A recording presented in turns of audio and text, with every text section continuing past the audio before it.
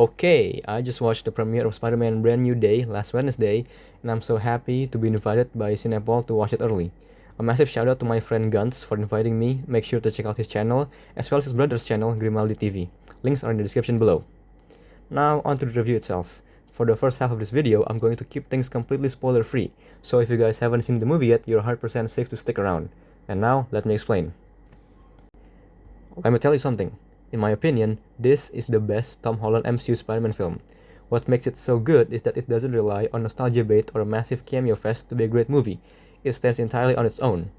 Visually speaking, this is easily the most pleasing live-action Spider movie we've ever got. Thomas' web swinging has been massively improved compared to his earlier films.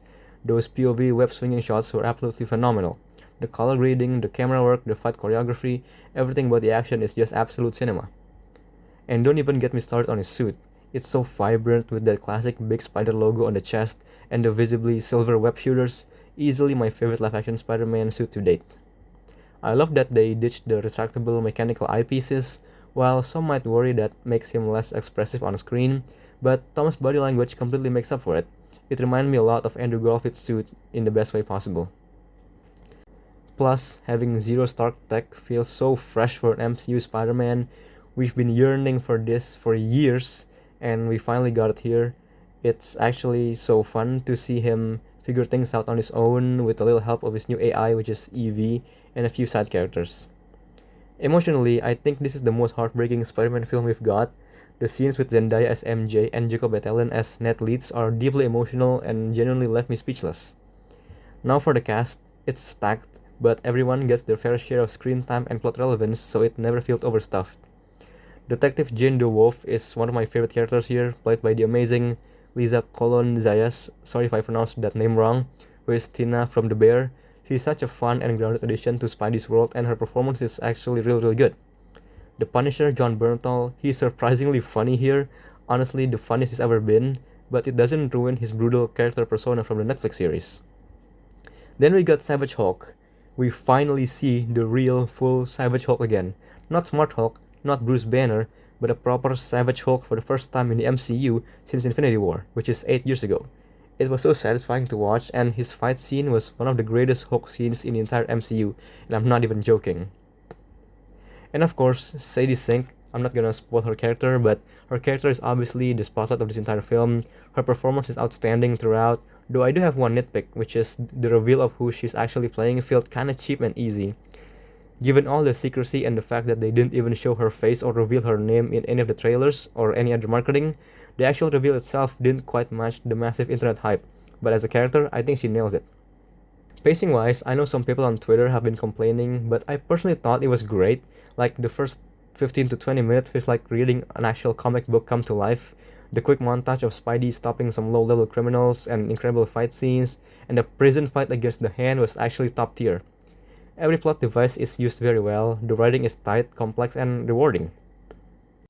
Now onto the spoiler section, so if you guys haven't seen the movie, just skip to this part of the video. Okay, first up in the spoiler section, Sadie Sink is playing Jean Grey. Yeah, sure, I do love her character, but the reveal left me so many unanswered questions. Where did she come from? Has she always been in the Earth 616 this whole time? I need answers, bro, come on. And what's weird is that they didn't even explicitly mention her being a mutant. I don't know if it's like naming or rights issues, but Miss Marvel was revealed to have a mutation in her series, and so was Namor in Wakanda Forever. Probably they're setting her up for Secret Wars or like the new MCU X-Men films down the line. I guess we'll just have to wait and see. That being said, we have to talk about the flashback sequence with Marisa Tomei returning as Aunt May. Seeing her back on screen was so heartwarming, but what made her appearance so special here wasn't just nostalgia. She served as the actual emotional connective tissue between Peter and Jean, which is just heartwarming in my opinion. Next up is Tremel Tillman as William Mesger, the actual main villain of the film. His character might feel a bit forgettable on the surface, but knowing that he survived this film is huge. If you guys know him from the comics, he's a notorious anti-mutant activist, so they're clearly setting him up as a recurring threat for the X-Men after Secret Wars, maybe, I don't know. Lastly, it's a minor nitpick, but I really wish we get to see more of Tombstone. I love Martin Jones III as an actor, and his appearance looks so good. And besides Michael Mando as Scorpion, they're like two iconic street-level villains that fans have been waiting for, and I just want a bit more screen time for them. Alright, welcome back to everyone who skipped the spoiler section. Let's wrap this review up. At the end of the day, Spider-Man Brand New Day taught us to move forward after feeling heartbreak and feeling that life isn't the same anymore. It's about carrying the lessons, not the weight. Even after everything you've gone through, you keep going one day at a time. It's about carrying your scars to a brand new day.